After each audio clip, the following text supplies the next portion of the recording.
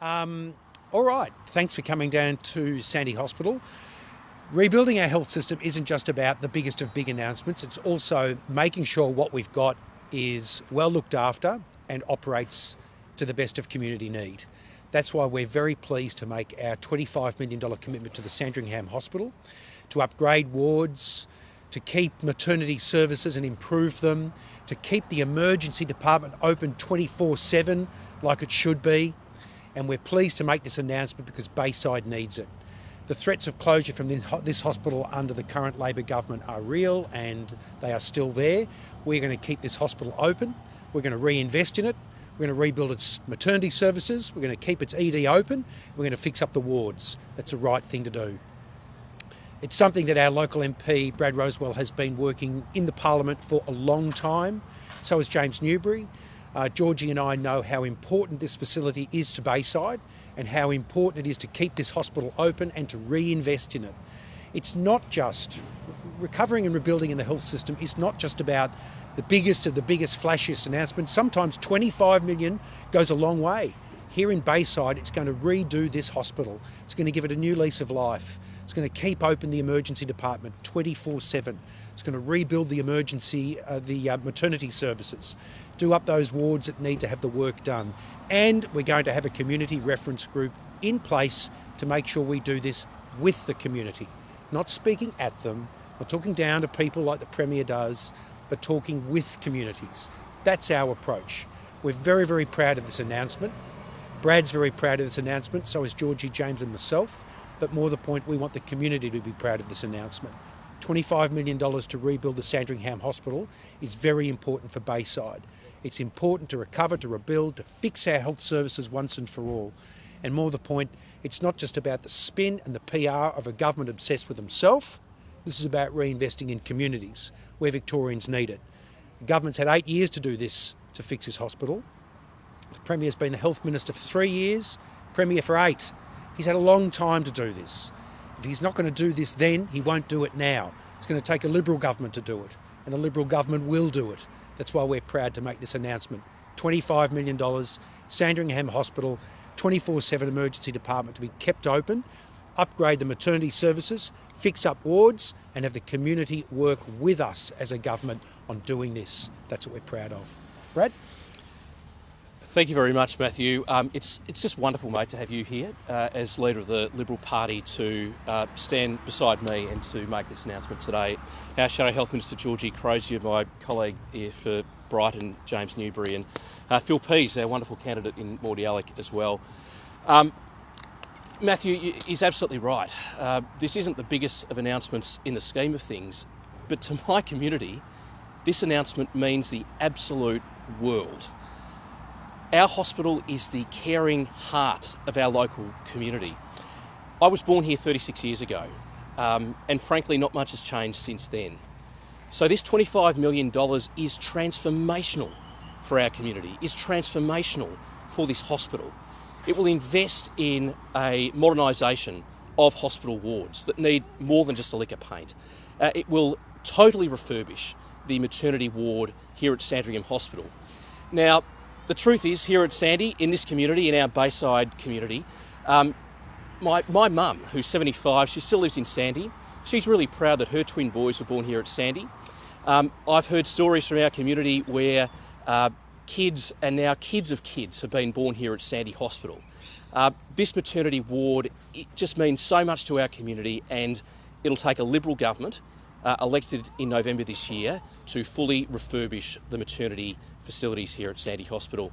And finally, and perhaps most importantly, is the establishment of a community reference group to form the very first Sandringham Hospital Community Charter. What this means, in short, is that it makes sure it cements a community voice in every decision that government makes about this hospital, in every decision that Alfred Health makes about this hospital. There will be a defined community voice at that table to cement this hospital as our community hospital for this generation and for the next. And with that, I'd like to invite Troy, who's a young dad, lives in Hyatt, and his 6-month-old Madeline to talk to us just briefly about the importance of Sandy Hospital to him as a young dad and his family. And after that, I'll invite Dr. James Taylor, OAM, who's a former Director of Emergency Services here at Sandringham Hospital for 13 years, to talk about why this announcement is so important from his perspective too. Welcome. Thank you. As Brad said, the hospital is such an important asset to the local community. Our personal experience with the hospital, when Madeline was probably a 12 or 13 week embryo, she decided she might want to come out. We came to the emergency department here, and the staff was so good, so empathetic, so caring for what was a pretty traumatic time. And you have to understand the stress when you're trying for a baby for so long and something happens during pregnancy, how hard that can be on the mother and also, the father as well. So thankfully it was fine. We got a very good doctor who treated us well. The nurses were excellent. They deserve a facility that matches their personal output. And I think this announcement gives them that. It's hard to find someone in the area that hasn't been touched by this hospital. It's played an important role the last 2 years, being the local COVID testing and vaccination clinic. And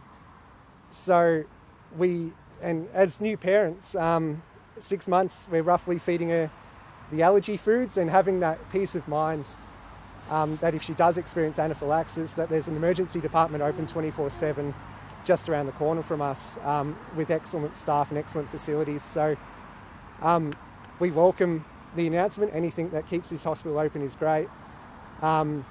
And not only for my generation, but when Maddie grows up and wants to start her own family, if she chooses to do so, she has a maternity department that can cater for that. So thank you, Brad, thank you, Matthew, and Georgie for investing in this local asset. Thanks, mate. That's well said. Dr. James Taylor. Brad. Thank you very much for the invitation to come and speak about one of my favourite hobbies, which is our community hospital. I wasn't born here, but I started working here 37 years ago, so I think I predate Brad by 1 year. And why it's important is because a lot of the bricks are still the same as they were 37 years ago. The buildings essentially are unchanged. Medicine has changed an enormous amount in those decades, and this hospital has to change with it. It's always been a community hospital. It was funded by the community. It was built with community money. And the community still is passionate about donating to the hospital. Millions of dollars over the decades, $1 million in the last 10 years. This is an active participation with the community. And I think the community have a fair expectation that the hospital will deliver the services that are appropriate to this community. I was director of the emergency department for 13 years. We were blessed with money to rebuild the emergency department. We have a wonderful facility. And that's why I come back to the bricks that are so old now, and it needs an upgrade. It definitely needs an upgrade, and the $25 million announced is vital for the continuation of the hospital. I think it's really important that the maternity services are supported. I think there were 1,400 babies born in the last 12 months. Well, that's increased double over 10 or so years. That's a huge increase. In the emergency department, they're now seeing more than 30,000 patients a year. That's also doubled in 15 years. So the community are clearly voting with their feet. They want this hospital to succeed. It needs to be upgraded. So I congratulate this announcement for resources for the hospital, but really important, the community charter. This community needs to have a hospital that reflects their needs and need to participate in that. So well done on this announcement, and thank you for the opportunity. Thanks, James. Any questions? In response to preempting your announcement, the government spokesperson today said that your party sells things, cut things and don't have a record in health. What's your response to that? I think the government's living in the past. That's the problem with the government in Victoria. They are living in the past. They've been in for 8 years. longer than Brax, longer than Kennett. Premier's been Health Minister for 3 years before that. No one believes the lies out of this government anymore. It's time to fix the health system, not play politics. Labor's obsessed with playing politics. We're obsessed with fixing the health system. That's a very clear choice. The coalition has promised multi-million-dollar overhaul, Warragul, Melton, Mildura hospitals. I think that all comes to more than $1 billion. Is there a business case for funds? Are you going to fund all this? It's more than $1 billion. It's $1 billion for Melton alone. It's $750 for Mildura. It's 3 up in Albury-Wodonga, 25 here. Our plans will be fully costed, fully funded. That's one thing you can guarantee from the Liberal Party. Our plans are fully costed, fully funded. That will be released before the election, certainly, and people will see that. The business case we need is what we know, and that is that this hospital for many years has been crying out for these funds. They've been crying out to keep their emergency department open 24/7. I think, as everyone will tell you down here, that's a non-negotiable. And our local MPs down here, Brad will tell you, Phil will tell you, James, we've got to keep this emergency department open. We've got to upgrade maternity. And for us, that's our primary goal. And when we're in government, that's going to be the primary goal. No negotiations on that. The government has previously announced that they're planning on turning Sandringham Hospital into a rapid surgical hub. Yep. I think, Brad, you've been vocally opposed to that previously. That's to tackle the elective surgery waitlist. Do you oppose that plan? I'll let Brad and Georgie say some words too. Sorry, I'll let Brad and Georgie say some words too, but I'd say this. The government always have got plans. Everything I hear from Daniel Andrews is gunna. We're going to do this, we're going to do that with the health service, but they never actually do it. You know, where's the Melton Hospital? That was promised 4 years ago. Where's the Geelong Women and Children's Hospital that was promised in 2018? You know, they're always gonna fix the health system, but never actually do it. They've got time for his pet projects, which are done without business cases.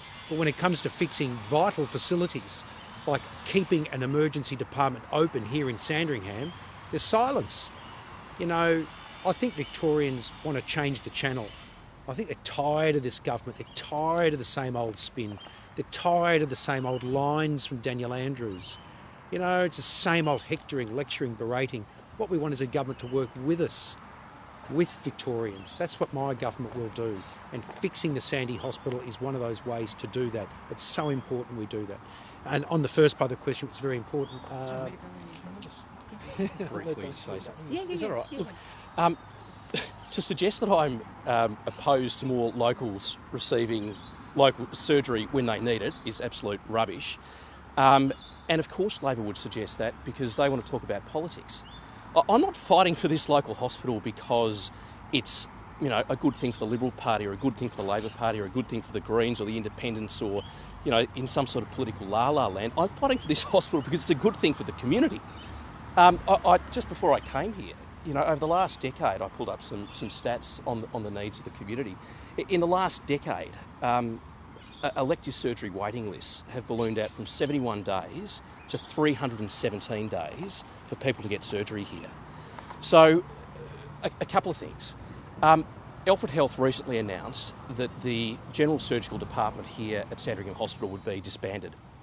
There are 7 local surgeons who are at risk of not operating here at Sandringham Hospital, whilst at the same time that the government says that it wants to establish this hospital as a local surgical hub.